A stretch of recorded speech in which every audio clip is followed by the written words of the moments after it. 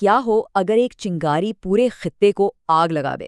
آج ہم کوئی پیشن گوئی نہیں کر رہے، بلکہ اوپن سورس انٹیلیجنس پر مبنی ایک ممکنہ مستقبل کے منظر نامے کا جائزہ لے رہے ہیں۔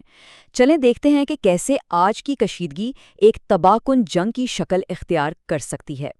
ذرا تصور کریں، تاریخ ہے مارچ 2026 کا آخری ہفتہ۔ ایک بڑے صنعتی شہر کے اوپر آسمان کالے دھوئیں سے بھرا ہوا ہے۔ ملک کی توانائی کی شہرک پر حملہ ہو چکا ہے اور ہر طرف ایک سوال ہے، اب آگے کیا ہوگا؟ تو یہ کہانی شروع ہوتی ہے حیفا سے۔ یہاں اسرائیل کے ایک انتہائی اہم صنعتی مرکز پر لگی آگ اس پورے تنازع کا نقطۂ آغاز بنتی ہے۔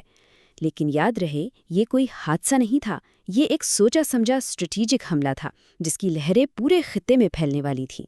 تو 30 مارچ کو آخر ہوا کیا؟ دیکھیں، بازان آئل ریفائنری پر حملہ ہوا۔ ابتدائی رپورٹس میں تو جیسے افراتفری کا عالم تھا۔ بتایا گیا کہ پیٹرول کا ایک بہت بڑا ٹینک آگ کی لپیٹ میں ہے اور اس سے اٹھنے والا کالا دھواں پورے شہر پر چھا گیا ہے۔ اور اس حملے کا اثر صرف ریفائنری تک نہیں رہا، بلکہ اس نے شمالی اسرائیل کے پورے پاور گرڈ کو ہلا کر رکھ دیا، جس سے کئی علاقوں میں بجلی چلی گئی۔ اس حملے کا معاشی جھٹکا تو فوراً محسوس کیا گیا۔ ایک ذریعے کے مطابق اسٹاک مارکیٹ کھلتے ہی بازان گروپ کے شیئرز کی قیمت 2.5% گر گئی۔ اب آپ سوچیں گے کہ 2.5% کیا ہے؟ لیکن یہ اس بات کا ثبوت ہے کہ کس طرح اہم انفراسٹرکچر پر صرف ایک حملہ پورے ملک کی معیشت میں خوف کی لہر دوڑا سکتا ہے۔ اب یہاں ایک بہت بڑا سوال کھڑا ہوتا ہے جس پر تجزیہ کار بھی بٹے ہوئے نظر آتے ہیں۔ کیا ریفائنری پر سیدھا میزائل آ کر لگا تھا، یا یہ اسرائیلی دفاعی نظام کے ذریعے روکے گئے میزائل کے ٹکڑے تھے جو نیچے گرے؟ اس سوال کا جواب بہت اہم ہے، کیونکہ اس سے دونوں طرف کی دفاعی اور جارحانہ صلاحیتوں کا اندازہ ہوتا ہے۔ اچھا، اسرائیلی حکومت نے فوراً صورتحال کو سنبھالنے کی کوشش کی۔ وزیر توانائی ایلی کوہن نے ایک بیان میں کہا کہ ہاں، نقصان ہوا، لیکن ہم نے اسے جلد قابو کر لیا۔ لیکن ان کے بیان کا اصل پیغام یہ تھا، یہ حملہ ایک ویک اپ کال ہے جو ہمیں بتا رہا ہے کہ ملک کا پورا توانائی کا نظام کتنا غیر محفوظ ہے۔ لیکن یہ کمزوری ایک دن میں تو پیدا نہیں ہوئی۔ حیفا پر حملہ اچانک نہیں ہوا تھا، یہ تو برسوں سے جاری ایک پوشیدہ جنگ کا دھماکہ تھا جو اب سب کے سامنے آ چکی تھی۔ چلیں ذرا پیچھے چلتے ہیں اور ان کڑیوں کو جوڑتے ہیں جنہوں نے اس آگ کو بھڑکایا۔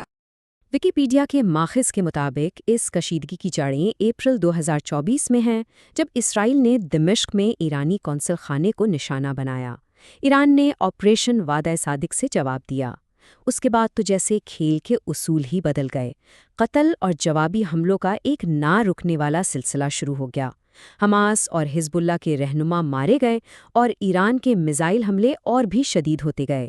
جون 2025 تک یہ 12 روزہ جنگ کہلائی، اور پھر آخرکار فروری 2026 میں امریکہ اور اسرائیل نے مل کر آپریشن رورنگ یائن شروع کر دیا، جس نے اس پوشیدہ لڑائی کو ایک کھلی جنگ میں بدل دیا۔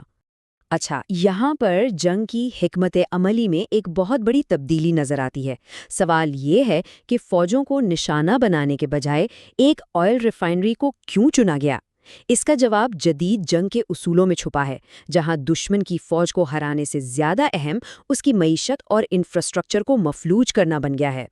اس حکمت عملی کو سمجھنے کے لیے اہم انفراسٹرکچر کی اصطلاح کو سمجھنا بہت ضروری ہے۔ یعنی یہ وہ تمام نظام ہیں جیسے پاور پلانٹس، تیل صاف کرنے کے کارخانے اور کمیونیکیشن نیٹ ورکس، جن پر ایک جدید ملک کا پورا ڈھانچہ کھڑا ہوتا ہے۔ ان کو نشانہ بنانے کا مطلب ہے کہ آپ دشمن کو میدان جنگ میں ہرائے بغیر ہی اس کے گھٹنوں پر لے آتے ہیں۔ اور بازان ریفائنری اسرائیل کے لیے کوئی عام فیکٹری نہیں ہے، یہ تو ملک کی توانائی کی لائف لائن ہے۔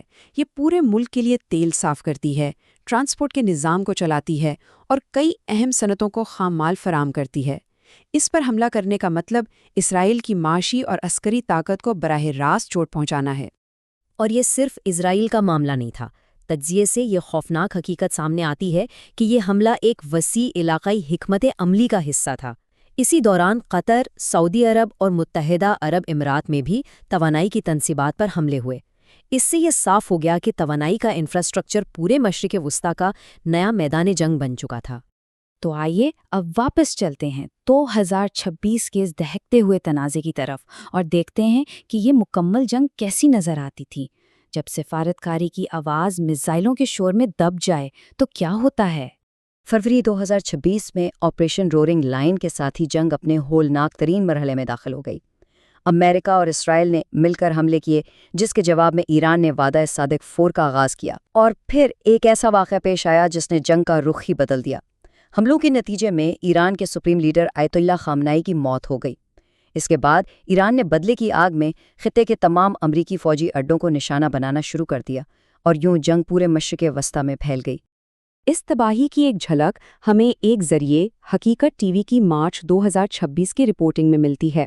ان کی آن گراؤنڈ رپورٹس کے مطابق حملے کے بعد کا منظر انتہائی تباہ کن تھا، ہر طرف دھواں ہی دھواں تھا، اور اسرائیلی ایمرجنسی سروسز بڑے پیمانے پر ہونے والی تباہی کا ذکر کر رہی تھیں۔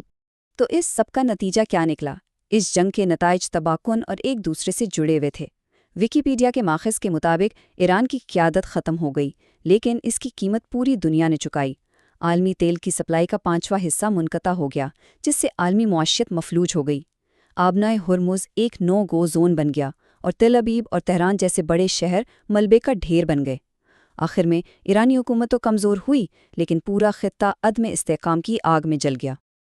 آخر میں یہ سارا منظرنامہ ہمیں ایک اہم سوال پر سوچنے پر مجبور کرتا ہے۔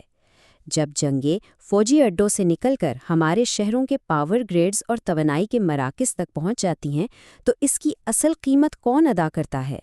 یہ صرف فوجی نقصان نہیں، بلکہ یہ عام زندگی، معیشت اور ہمارے مستقبل کی تباہی ہے، جس کے اثرات کئی دہائیوں تک محسوس کیے جاتے ہیں۔